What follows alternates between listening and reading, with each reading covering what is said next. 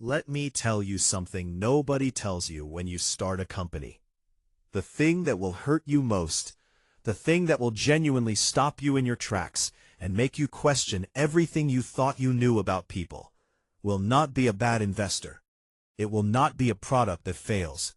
It will not be a competitor who outsmarts you, or a market that turns against you, or a deal that falls apart at the last minute. It will be someone you trusted. Someone who sat across from you when you had nothing. Someone who ate terrible takeout with you at midnight because neither of you could afford anything better. Someone whose voice you know so well that you can tell his mood from the way he says hello. That is the person who will hurt you. And the worst part? You will not see it coming. Not because you're stupid, not because you were not paying attention, but because you genuinely believed in the deep, unguarded way that only comes from building something together from absolute scratch, that some people were simply not capable of doing what he did. I was wrong about that. My name is Marcus Reed. In 2011, I co-founded a software company called VELOX Technologies in a rented office above a dry cleaning shop in Austin, Texas. 11 years later, that company was worth $2.3 billion. On March 14, 2023, I walked into a board meeting and got fired from it. This is that story. I woke up that Tuesday like I woke up every morning. No alarm, just my eyes opening at 10 to 6, like my body had its own schedule that nobody else was invited to change. That had been happening for years. Some switch in my brain had decided that 5:50 a.m. was the correct time to be conscious. And nothing I tried ever argued it out of that position. I went downstairs, made coffee, stood at the kitchen window in the early morning quiet, and looked at my neighborhood coming slowly to life. My daughter's bicycle was on its side in the driveway again. She was 7 and had a very relaxed philosophy about where things ended up at the end of the day. I had tried explaining that bikes belong in the garage. She had given me the look that 7-year-olds give their parents when they think their parents are being ridiculous, and said the bike would still be there in the morning, so what exactly was my problem? I did not have a good answer for that. I drank my coffee. I thought about the day ahead, board meeting at 8:30, quarterly review, routine stuff, numbers, projections, the usual back and forth about our IPO timeline. We had been preparing to go public for almost a year, and the process had that particular grinding quality of something that was almost done, but kept finding new ways to not be done yet. Every week, another thing to sort out, another form to sign, another investor with another question. I was tired. The honest truth is I had been tired for a while, not from lack of sleep, but from the specific exhaustion that comes from pushing hard in one direction for a very long time without stopping. I had been meaning to take a real break for about 2 years. I kept not doing it. The company always needed something. I straightened my daughter's bicycle on the way to the car, got in, drove to the office. I was listening to a podcast about supply chain logistics. That is genuinely what was going through my mind on the morning my co-founder was in a boardroom preparing to end my career. Supply chain logistics. I have thought about that a lot since. The gap between what was happening in my head and what was happening in that room. And I have come to understand that this is actually how these things always work. The person being betrayed is always thinking about something else entirely. Not because they are careless, but because trust, real trust, means you stop running defensive calculations about the person you trust. You redirect that energy toward the work. And redirecting that energy is the right thing to do, right up until the moment it is catastrophically wrong. I parked, walked through the lobby. Maria at the front desk gave me her usual smile, warm, genuine, the smile of someone who genuinely likes showing up to work. I smiled back, said something about the weather. I took the elevator to the 14th floor. Now here is something I want you to understand about our office. When I chose it, I spent a long time thinking about the details, not just the square footage and the location. The light, the layout, the way people would move through it every day. There is a corridor on the 14th floor that runs 60 feet from the elevator to the boardroom, and at the far end there is a window, and in the morning the sun comes through that window at an angle that turns the whole corridor golden. Just for about 40 minutes. Then the angle shifts, and it is just a corridor again. I had always liked that. Chose the office partly because of it. I noticed it that morning, the gold light filling the corridor. It is strange to me now that I noticed it. I had stopped noticing it years ago. Familiarity does that. It swallows the details that once felt remarkable and turns them into background. But that morning I looked up and saw the light, and I noticed it the way I had noticed it on the very first day. I walked down the corridor toward the boardroom, put my hand on the door, and stopped. I cannot explain this precisely. There was no sound from inside the room, no visible signal, nothing I could point to and say, that is what told me. It was more like a change in air pressure, a quality of atmosphere that my body read before my brain had time to process it. A room full of people waiting for a meeting to begin feels a certain way, loose, conversational. The small sounds of people settling in, checking phones, complaining about the coffee. A room full of people waiting for something to happen feels completely different, still, tight, like everyone inside has agreed without speaking to hold themselves at a specific tension. That second feeling was coming through the door. I stood there for 2 seconds, maybe 3. Then I did what I have always done when I feel something difficult ahead of me. I walked through it. 12 people already sitting down. The meeting was at 8:30. It was 8:24. Board members did not come early. Board members showed up at 8:29 and made a show of being busy. The fact that 12 people were already seated, coffees in front of them, cold, which meant they had been there long enough for coffees to go cold, which meant they had arrived before 8, told me everything I needed to know about what kind of meeting this actually was. I looked around the table. Some people looked back at me. Most did not. The ones who looked back had the particular expression of people who have rehearsed their faces, carefully blank, professional, communicating nothing because they had decided in advance to communicate nothing. James Whitmore, a lead board member, looked directly at me with an expression I still cannot fully decode even now. Some mixture of apology and resolution. The expression of a man who has made a decision he knows is going to hurt someone, and has made peace with that. The ones who did not look back stared at the table, at their phones, at their coffee cups, at a neutral point somewhere in the middle distance that was infinitely preferable, apparently, to the point where I was standing. I looked at Daniel. He was at the far end of the table. He looked back at me, and his face, the face of a man I had known for 11 years, a man I had built something extraordinary with, a man whose voice I could identify from 2 rooms away, was wearing an expression so carefully controlled that the control itself was the tell. Like a poker player who has practiced his neutral face so hard that the practice shows.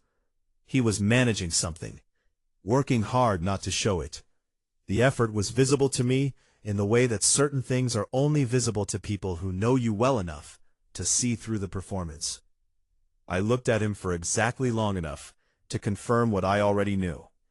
Then I looked at Priya. Priya Nair, our third co-founder, the quietest of us always, the one who sat slightly apart in the early days, laptop always open, running numbers while Daniel and I talked.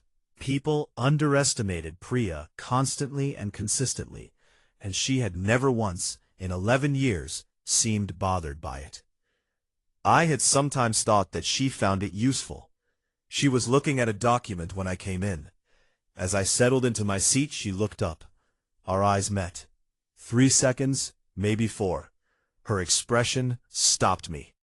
Not because it was hostile or guilty or any of the things you might expect from someone who has just participated in arranging your professional destruction. It was none of those things. It was something I genuinely could not read, and Priya was someone I had known for 11 years and could usually read reasonably well.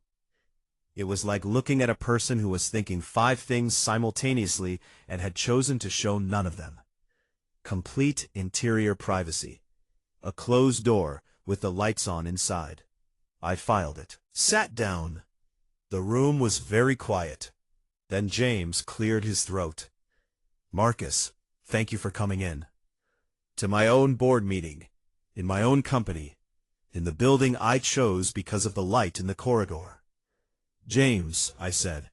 My voice came out completely steady. I was not steady. Something was happening in my chest that had nothing to do with calm. But my voice was steady because after 11 years of running a company, you develop a kind of automatic control. Your voice learns to communicate what the situation needs rather than what you feel. It is not dishonesty, it is survival. "We need to discuss some concerns," James said, "about the leadership structure going forward." Going forward. Corporate language, for we are about to do something to you. I had used it myself twice in VELOX's history, when I had to tell someone their role was changing. I had never expected to be on the receiving end of it. He kept talking. It was a long speech, James's speech, and I will not reproduce the whole thing here, because the actual content was not the point. The content was careful and vague, and designed to make what was happening sound like a natural evolution of the company, rather than a thing that specific people in this room had planned and voted on weeks ago, in conversations I was not invited to. It spoke about institutional maturity and market readiness and the evolving demands of a public company. What it was actually saying, underneath all of that, was, "You are too much yourself, and we need someone more manageable." I knew that was what it was saying, because I knew exactly what had triggered this. 4 months earlier, I had blocked an acquisition offer. A private equity firm had come in with $400 million, and a plan to restructure VELOX in ways that would have made every board member significantly wealthier in the short term, and significantly less connected to what we had built, in every term that actually mattered. I had called it a sellout in the board meeting. Out loud. I used that exact word. I did not regret using it. I regret nothing about that decision. But I understood, sitting in that room, listening to James speak, that the word had cost me. Not because it was wrong. Because it was too honest for a room full of people who had decided they preferred comfortable lies to useful truths. While James talked, I did something else. I went around the table in my head, every face, every relationship, every conversation from the past year that I was now reconstructing in a different light. The dinners I had not been invited to, the calls that went slightly differently than they used to, the moments when I had said something in a board meeting and felt the room not quite follow me the way it once had. The vote was going to be close. That was what I calculated. Possibly in my favor, if I could. James called the motion. It was not close. In favor. 9 voices. Not close at all. Not at the faces. I could not do the faces right now.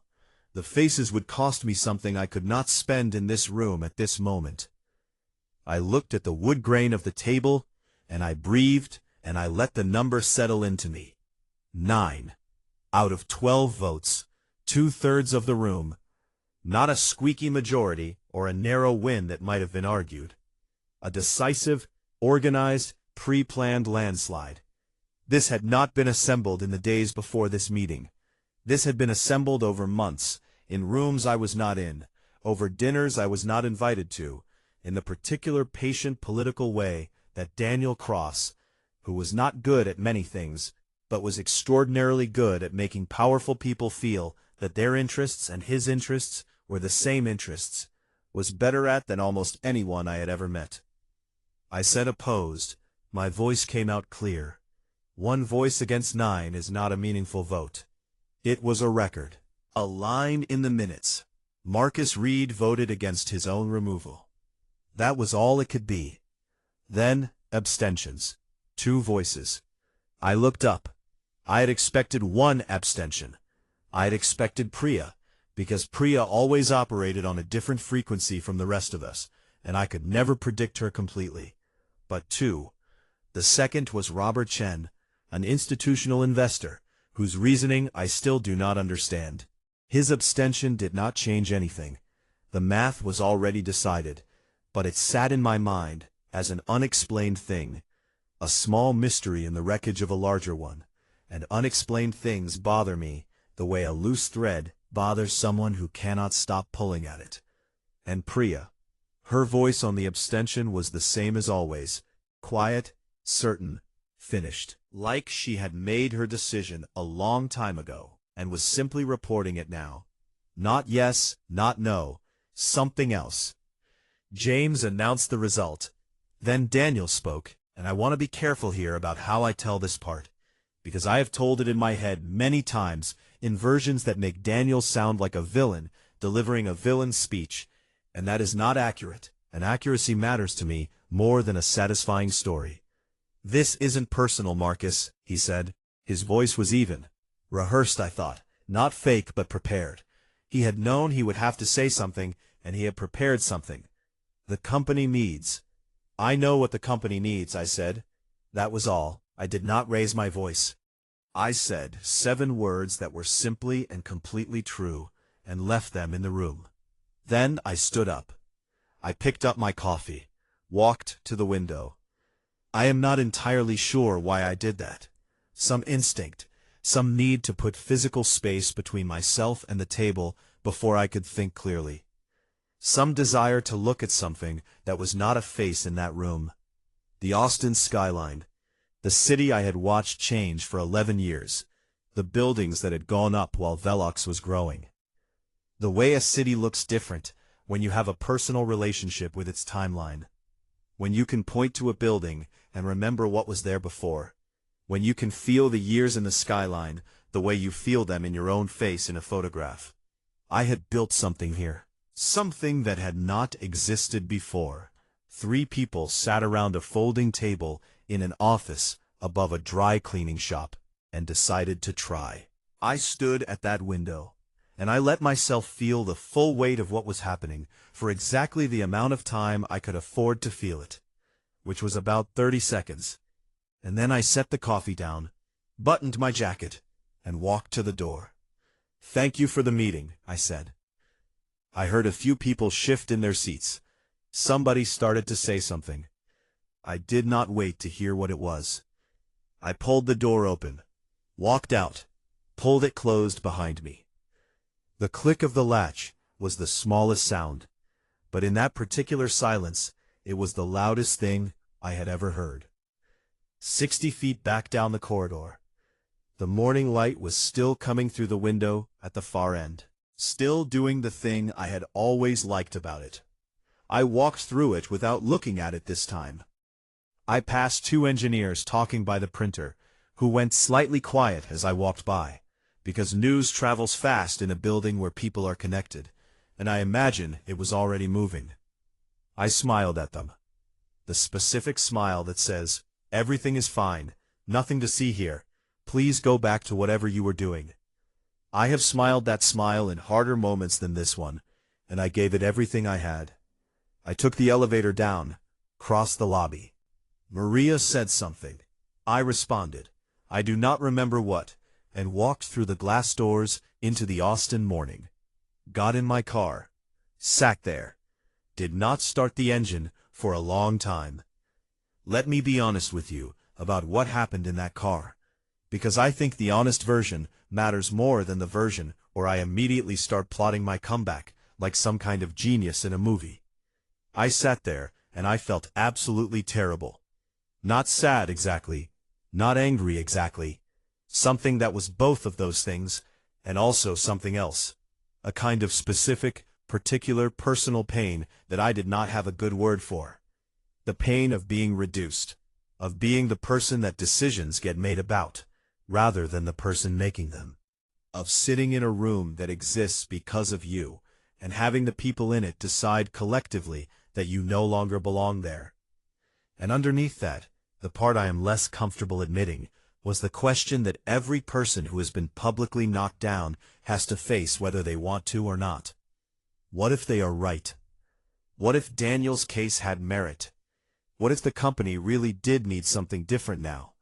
What if I had been holding it back in ways I could not see because I was too close to it, too attached to the original vision, too unwilling to let it become whatever the market needed it to become, rather than whatever I needed it to be? I sat with that question for a while. I did not dismiss it, because I think dismissing hard questions quickly is a form of cowardice dressed up as confidence. I actually considered it. And then, slowly, carefully, like a person feeling their way through a dark room, I came to my answer. No, not because I was perfect, not because my judgment was infallible, but because I knew, in the specific detailed way that only comes from being the person who built something from nothing, that the thing Daniel had just done was not about the company's best interests. It was about Daniel's interests.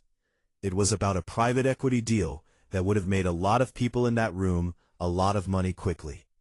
It was about the slow accumulation of Daniel's resentment toward a person whose particular quality, that thing I had in the early days, that certainty, that room-organizing energy, he had spent 11 years trying to find in himself and not finding. But I was not wrong. And that distinction mattered. I started the engine. I spent the rest of that day in a strange, suspended state. Went home, moved through the house like a person slightly outside their own body. My daughter came home from school and showed me a drawing she had made of our family, and I sat at the kitchen table and looked at it and felt something so large and complicated that I could not identify its components.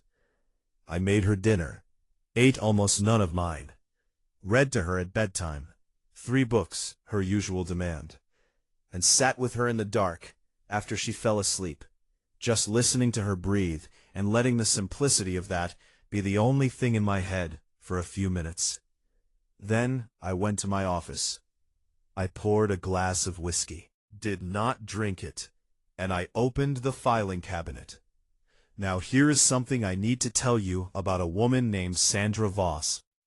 Sandra Voss was the attorney I hired in 2011 to draft VELOX's founding documents. I hired her because a mentor told me she was, and I remember this phrase exactly, paranoid in exactly the right ways. I met her for coffee, liked her immediately, and hired her on the spot. Sandra had a quality that is rarer than people realize in any profession, but especially in law. She told you things you did not want to hear without making them softer or more digestible than they actually were. She delivered hard information cleanly and then waited for you to process it at your own pace without filling the silence. At our second meeting in 2011, she had said she wanted to include something called a restoration clause in the founding agreement. She explained it to me, and I want to explain it to you now in plain language, because this is the part where the story turns. When we raised our Series C in 2019, a big funding round, important milestone, I was stretched thin managing 3 product launches simultaneously. I had signed a new operational agreement as part of the investor terms. That agreement had quietly reduced my voting rights as a shareholder from their full value down to 12%. It was one of many documents in a stack of documents, and I had not read it with the thoroughness it deserved. Here is what nobody had checked in the weeks after Daniel's organized, careful, months in the making vote to remove me from the company I built. The original 2011 founding agreement, the one Sandra had drafted with her particular variety of loving paranoia, contained a clause. Section 14, Clause C, subsection 2. It said that if a founding member was involuntarily removed from their executive position, any previously limited or suspended voting rights attached to their shares would be automatically and immediately restored to the original terms of the founding agreement. In plain English, the moment they fired me, they gave me my votes back. All of them. I owned 23.4% of VELOX Technologies. And as of 8:31 that morning, the moment the vote was recorded, my voting rights were no longer capped at 12%. I sat in my office at 2 a.m. and I read that clause twice. Then I looked up at the ceiling for a while. Then I read it again. Then I called Sandra Voss. She picked up on the second ring. "I've been waiting for your call," she said. "How long?" I said. "Since about 8:35 this morning," she said, "when Daniel's attorney called me trying to discuss the transition. That's when I went and found my copy of the 2011 agreement." "And you found it?" "I found it," she said, simply, the way she said everything. I looked at the whiskey glass on my desk, then at the folder, then at the words of Section 14, sitting there in 12-year-old ink, patient and unchanged, waiting to matter. "What do we do?" I said. "Nothing," Sandra said. "For now, we do absolutely nothing. We let them believe this is finished. We let Daniel settle in. We let the board congratulate themselves. We let the whole thing go quiet." "For how long?" 6 weeks, she said. 8 at most. The IPO is in 4 months. That creates a pressure point we can use. When the time is right, we walk back in, not as the fired founder making noise, but as the largest individual voting shareholder in the company with a legal concern that threatens to blow up their public offering. I thought about that. "They handed me my votes back," I said. "By firing me, they literally handed me my votes back." "Yes," Sandra said. "They didn't read the original agreement." "Not carefully enough," she said. I sat back in my chair. Outside the window, the Austin skyline was dark and quiet. The city doing what cities do, continuing to exist, indifferent to the specific drama of one human being's Tuesday. For the first time since I had put my hand on that boardroom door that morning, I felt something other than pain. It was too early for triumph, and I knew it. But something directional. The beginning of a forward lean. The first small sense that the story was not finished. That the door I had just walked out of was not the last door in the building. 6 weeks, I said. 6 weeks, Sandra said. "Get some sleep, Marcus." I hung up, sat in the dark office for another hour, did not drink the whiskey, did not need it. Then I went upstairs, past my daughter's room, heard her breathing steady and deep in the dark. Went to bed, lay there, looking at the ceiling, and let myself, for just a moment, carefully, not too much, smile. They took my title. They took the room I had chosen, because of the light that came through the corridor window every morning. What they forgot to take, what they were too confident to look for, was a piece of paper that a paranoid attorney had made me sign 12 years ago above a dry cleaning shop. That paper was still in the filing cabinet, and in 6 weeks, it was going to be the most important document in the history of VELOX Technologies. They fired me from my own company. Big mistake.